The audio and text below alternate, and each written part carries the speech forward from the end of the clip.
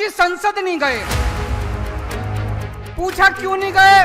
बोले महिलाएं सारी मेरे को पीटेंगी। पढ़ा था अखबार में आप लोगों ने? बोले अरे मोदी जी आपको महिलाओं से डर लगने लग गया। संसद में नहीं गए, बोले मेरे को सारी महिलाएं पकड़ के पीटेंगे। आपको सोनम वांगचुक से डर लगता है, आपको महिलाओं से डर लगता है, आपको केजरीवाल से डर लगता है, आपको ट्रंप से डर लगता है, आपको अमेरिका से डर लगता है। अरे डर डर के कितना जियोगे मोदी जी, थोड़ी तो हिम्मत दिखाओ।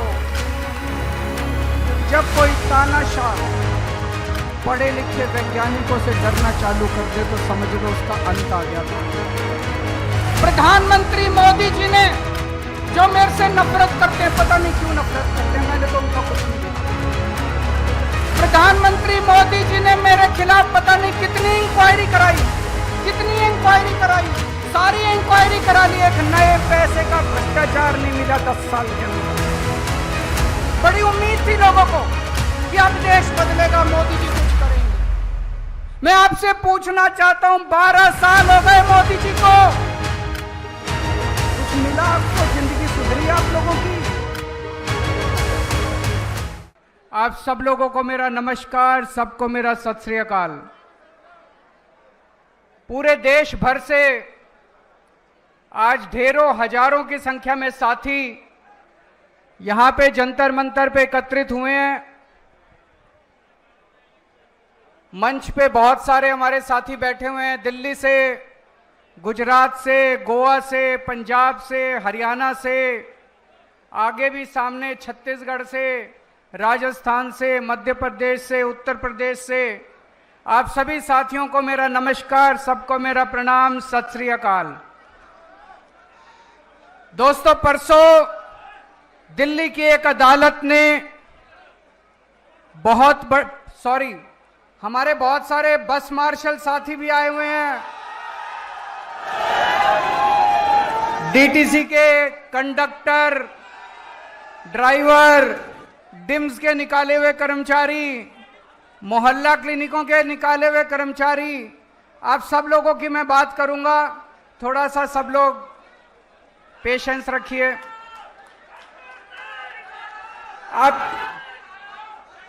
अभी आप लोगों ने अपने कागज भेजे, मुझे आपके कागज मिल गए हैं।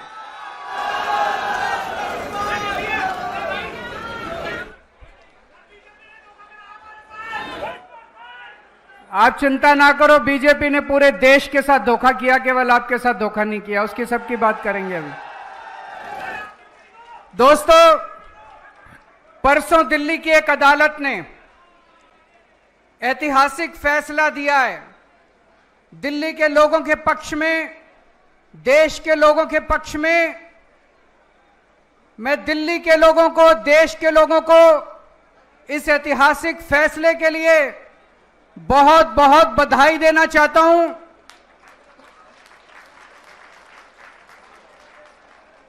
मैं जज साहब का बहुत बहुत शुक्रिया अदा करना चाहता हूं। आप सोच के देखो, आज देश में ऐसा माहौल है, इतना डर का माहौल है, इतने डर के माहौल में जज साहब ने इतना धाकड़ फैसला सुनाया है। एक बार जोरदार तालियों के साथ जज साहब का शुक्रिया अदा कर दीजिए। पिछले 4 साल से मोदी जी ने और अमित शाह जी ने षड्यंत्र रच के दिल्ली के लोगों को बहुत परेशान किया, बहुत दुखी करा। उन दोनों ने, मोदी जी ने और अमित शाह ने षड्यंत्र रच के बोले तुम्हारा बेटा चोर है, केजरीवाल भ्रष्टाचारी है, केजरीवाल ने शराब घोटाला करा है, केजरीवाल 100 करोड़ रुपए खा गया। सवेरे से शाम तक मीडिया में डिबेट चलते थे, केजरीवाल भ्रष्टाचारी है, केजरीवाल चोर है। लोगों को बहुत दुखी करा। जज साहब ने फैसला सुनाया है, मोदी जी आप झूठ बोल रहे हो, केजरीवाल कट्टर ईमानदार है। जज साहब ने फैसला सुनाया है, कोई सबूत नहीं है। जज साहब ने फैसला सुनाया है, पूरा केस फर्जी है। यह जज साहब का फैसला एक बार 600 पेज का फैसला है, कोई ऐरा गैरा फैसला नहीं है। पढ़ के देखो आप लोग, ऐतिहासिक फैसला है। कई वकील बोल रहे हैं कई सदियों के बाद ऐसा फैसला लिखा जाता है। मोदी जी और अमित शाह जी आम आदमी पार्टी को ठिकाने लगाने के लिए इस पूरे केस को खुद पर्सनली व्यक्तिगत तौर पे मॉनिटर कर रहे थे। केजरीवाल छूटना नहीं चाहिए, मनीष सिसोदिया छूटना नहीं चाहिए, सतिंदर जैन छूटना नहीं चाहिए, संजय सिंह छूटना नहीं चाहिए। उन्होंने पर्सनली मॉनिटर किया। ये जज साहब का फैसला मोदी जी, अमित शाह जी और बीजेपी की गाल पे जोरदार तमाचा है। लेकिन दोस्तों,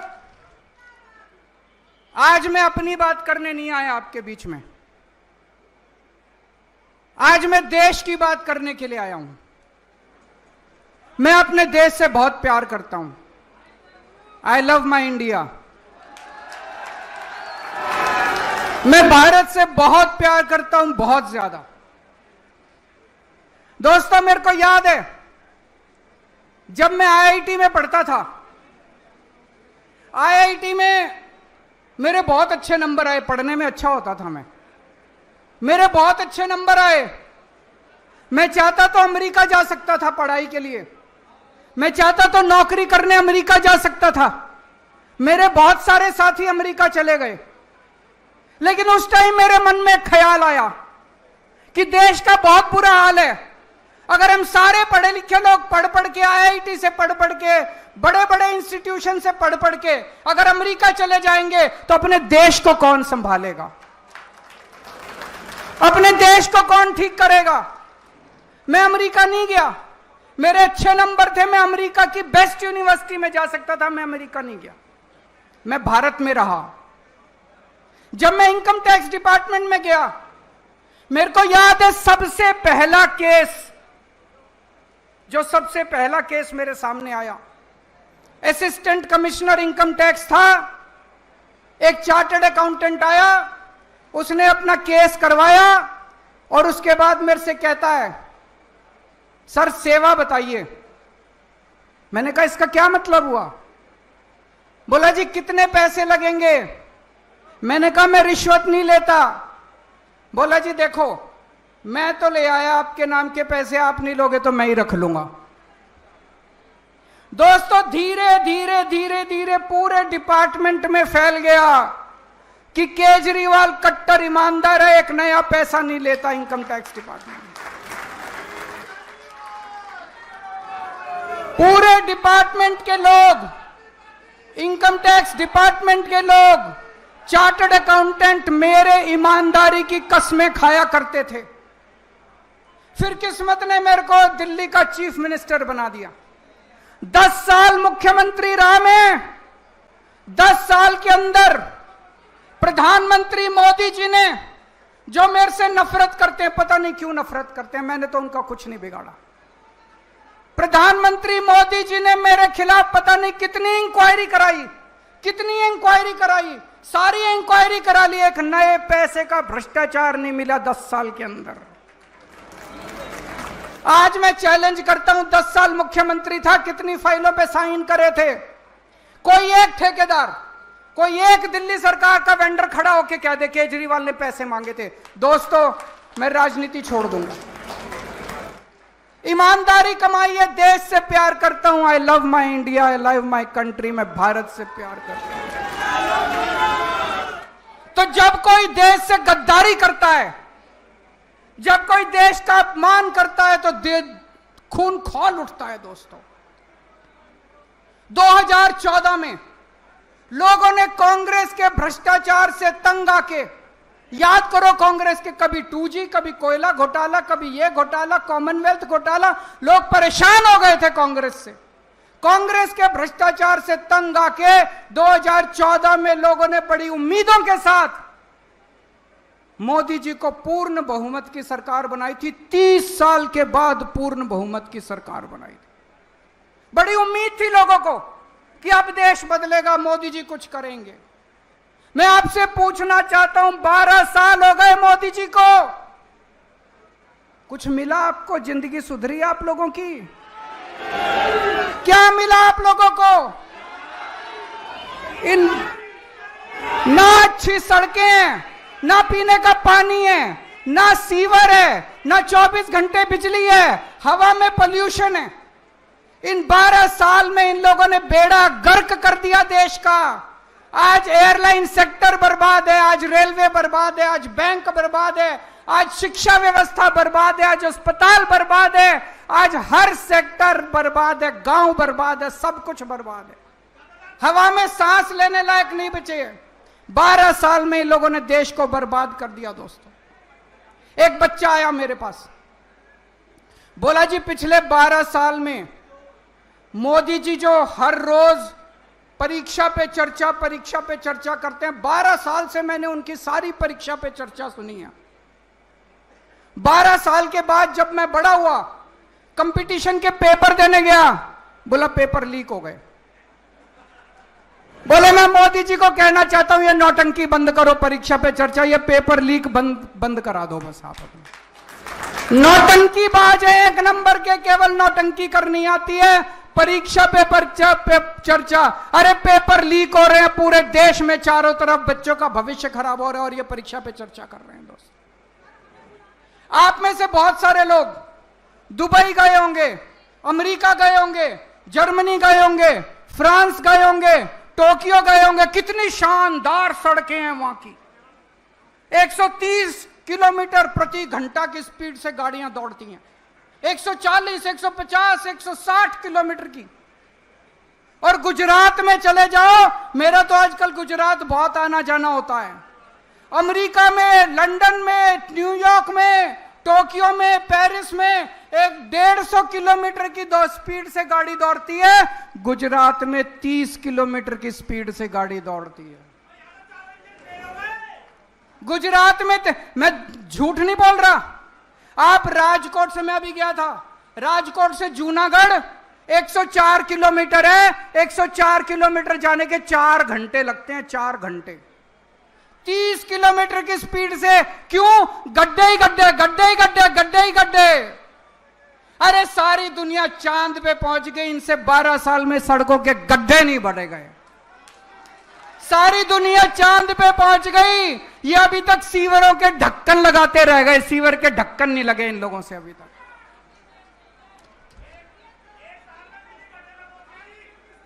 अभी आएंगे, दिल्ली पे भी आएंगे, चिंता ना करो। आप किसी देश में चले जाओ, किसी भी, लंदन चले जाओ, टोक्यो चले जाओ, पेरिस चले जाओ, फ्रांस चले जाओ, न्यूयॉर्क चले जाओ, कितने साफ सुथरे शहर हैं उनके। एक जरा सा मिट्टी का तिनका नहीं मिलता। वो छोड़ो, आप गरीब देशों में चले जाओ, श्रीलंका चले जाओ, भूटान चले जाओ, मलेशिया चले जाओ, रवांडा चले जाओ, वियतनाम चले जाओ, साफ सुथरे शहर हैं। इनसे 12 साल में हमारे शहरों की सफाई नहीं हुई मोदी जी से। लानत है इनके ऊपर। 2014 तक बीजिंग में हमसे ज्यादा पोल्यूशन होता था। इतना पोल्यूशन था, इतना पोल्यूशन था। 12 साल में बीजिंग ने अपना पोल्यूशन खत्म कर दिया। आज पूरे उत्तर भारत के अंदर सांस लेना मुश्किल हो रहा है। एक के बाद एक सारे शहरों में सांस लेना मुश्किल हो रहा है। इनसे पोल्यूशन ठीक नहीं हुआ दोस्तों। कहते हैं हम विकसित भारत बनाएंगे। अरे विकसित भारत छोड़ो, रहने लायक भारत तो बना दो, कम से कम सांस तो ले लें। मोदी जी कहते हैं केजरीवाल भ्रष्ट है। कोर्ट ने कह दिया केजरीवाल कट्टर ईमानदार है। मैं मोदी जी को कहना चाहता हूं, मोदी जी भ्रष्टाचार खत्म करना चाहते हो?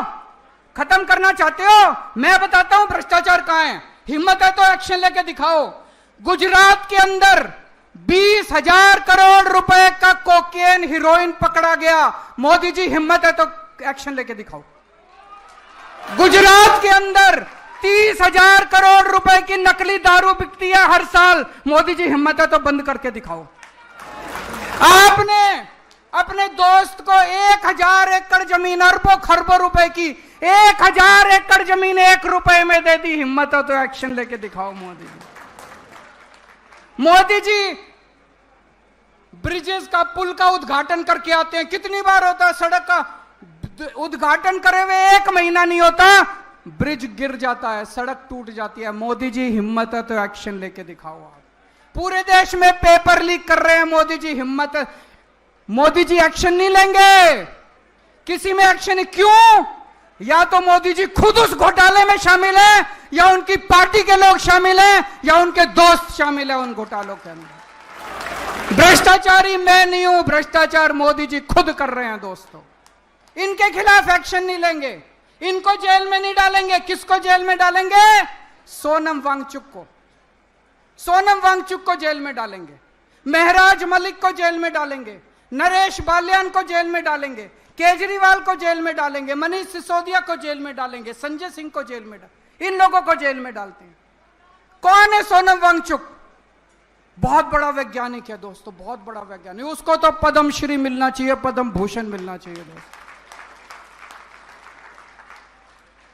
बच्चों की, गरीब बच्चों की पढ़ाई के लिए उसने पता नहीं क्या क्या काम नहीं किया सोनम वांगचुक को, उनको जेल में डाल दिया। मोदी जी सोनम वांगचुक से डरते हैं। क्यों डरते हैं? जब कोई तानाशाह पढ़े लिखे वैज्ञानिकों से डरना चालू कर दे तो समझ लो उसका अंत आ गया तानाशाह। एक दिन मोदी जी संसद नहीं गए। पूछा क्यों नहीं गए? बोले महिलाएं सारी मेरे को पीटेंगी। पढ़ा था अखबार में आप लोगों ने? बोले अरे मोदी जी आपको महिलाओं से डर लगने लग गया। संसद में नहीं गए, बोले मेरे को सारी महिलाएं पकड़ के पीटेंगी। आपको सोनम वांगचुक से डर लगता है, आपको महिलाओं से डर लगता है, आपको केजरीवाल से डर लगता है, आपको ट्रंप से डर लगता है, आपको अमेरिका से डर लगता है। अरे डर डर के कितना जियोगे मोदी जी, थोड़ी तो हिम्मत दिखाओ।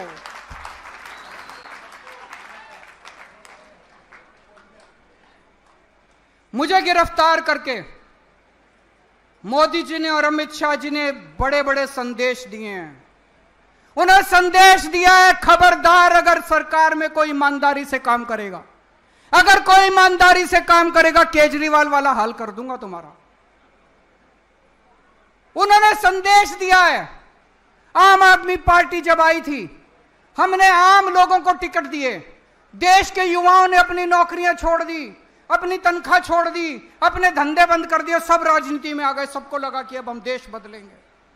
हमारी पार्टी में सारे आम लोगों के लड़के लड़कियां, आम लोगों के बच्चे हैं, आम युवा हैं जिनको टिकट मिली। कोई मंत्री बन गया, कोई मुख्यमंत्री बन गया, कोई एमएलए बन गया, कोई कुछ बन गया। हमारी पार्टी के अंदर एक उम्मीद थी कि नौजवानों को राजनीति में आना चाहिए। मोदी जी ने संदेश दिया, खबरदार राजनीति में आए, केजरीवाल वाला हाल कर दूंगा तुम्हारा। देश के अंदर लोगों की उम्मीदें खत्म हो गई थी। लोगों ने कहना चालू कर दिया था इस देश का कुछ नहीं हो सकता। आम आदमी पार्टी आई, आम आदमी पार्टी ने एक उम्मीद दी। स्कूल ठीक किए, अस्पताल ठीक किए, बिजली ठीक की, पानी ठीक किया, सड़कें ठीक की। आम आदमी पार्टी ने उम्मीद दी कि देश ठीक हो सकता है, देश सुधर सकता है। 140 करोड़ लोगों को उम्मीद बंदी की देश ठीक हो सकता है। मोदी जी ने केजरीवाल को गिरफ्तार करके 140 करोड़ लोगों की उम्मीदों पे पानी फेर दिया दोस्तों। एक साल पहले इनकी दिल्ली में सरकार आई थी। आज दिल्ली सरकार के भुक्तभोगी यहां सारे खड़े हैं। ये मेरे को भी इन्होंने भेजा है, इनके विजेंद्र गुप्ता जी ने ये ट्वीट करा था। ये ट्वीट है 11 नवंबर 2024 का। मैं सभी बस मार्शलों को आश्वस्त करता हूं कि भारतीय जनता पार्टी दिल्ली की सत्ता में आते ही 60 दिनों के अंदर बस मार्शलों को नियमित कर देगी। हो गए भाई नियमित? धोखेबाज विजेंद्र गुप्ता, धोखेबाज बीजेपी, धोखेबाज प्रधानमंत्री, धोखेबाज गृह मंत्री। मेरे को याद है प्रधानमंत्री जी खुद आके कह के गए थे दिल्ली में कि 8 मार्च 2025 से दिल्ली की हर महिला के अकाउंट में 2,500 आगे 2,500 रुपए। भाई अगर देश का प्रधानमंत्री झूठा हो तो उस देश की तरक्की कैसे हो सकती है? फिर देश के लोग किसके पास जाएंगे? अगर देश का प्रधानमंत्री सरेआम स्टेज से खड़ा होकर झूठ बोलने लगे। आज यहां पे बस मार्शल आए हुए हैं, 10,000 बस मार्शल निकाल दिए, 10,000 डीटीसी कंडक्टर, डीटीसी ड्राइवर निकाल दिए इन लोगों ने, मोहल्ला क्लिनिक के कर्मचारी निकाल दिए इन लोगों ने, डिम्स के कर्मचारी निकाल दिए इन लोगों ने, हॉस्पिटल में काम करने वाले डेटा एंट्री ऑपरेटर निकाल दिए इन्होंने। अरे इतनी महंगाई में मुश्किल से नौकरी मिलती है, अगर 2 लोगों को नौकरी दे सको तो दे लो, नहीं तो कम से कम लोगों की नौकरी तो मत छीनो दोस्त। आज पूरी दिल्ली दुखी हो रही है इन लोगों से। सारी सड़कें टूटी पड़ी हैं, चारों तरफ गंदगी गंदगी हो रही है, लोगों के घर में काला पानी आ रहा है, पीने का पानी नहीं है। पहले हमारे टाइम में 24 घंटे बिजली मिलती थी, अब बिजली के लंबे लंबे पावर कट चल रहे हैं। पूरी दिल्ली बर्बाद हो गई। आज दिल्ली वाले याद कर रहे हैं, यार इससे तो केजरीवाल ही अच्छा था। आज चुनाव करा लो दिल्ली में, कितनी सीट आएंगी? आज चुनाव करा के देख लो दिल्ली में। कुछ लोग कहते हैं मोदी जी से देश नहीं संभल रहा, कुछ लोग कहते हैं मोदी जी को देश चलाना नहीं आता। मेरा कहना है दोस्तों, ना तो उन्होंने देश चलाना, ना उनका कोई इंटरेस्ट देश चलाने में, ना उनको सरकार चलानी। उनको देश से कोई लेना देना नहीं है। देश जाए भाड़ में उनकी बला से। उनको केवल एक ही चीज है, सत्ता की हवा से केवल और केवल सत्ता चाहिए। सुबह से उठ के शाम तक मोटा भाई और मोदी जी केवल बैठ के ये देखते हैं कि सत्ता कैसे लेनी है।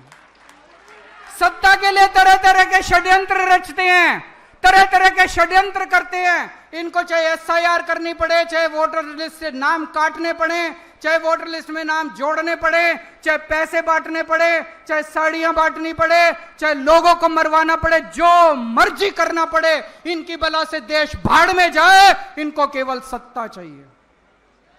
मोदी जी आप सत्ता के लिए काम करो, केजरीवाल देश के लिए काम करेगा।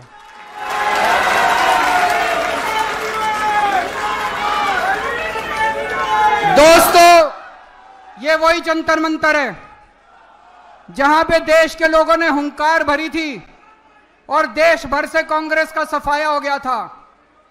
आज जंतर मंतर का यह दिन ऐतिहासिक है। वो दिन भी याद है, वो दिन था 4 अप्रैल 2011। आज की तारीख नोट कर लेना। आज के बाद भारतीय जनता पार्टी की देश भर से उल्टी गिनती शुरू हो चुकी है। भारत माता की, भारत माता की।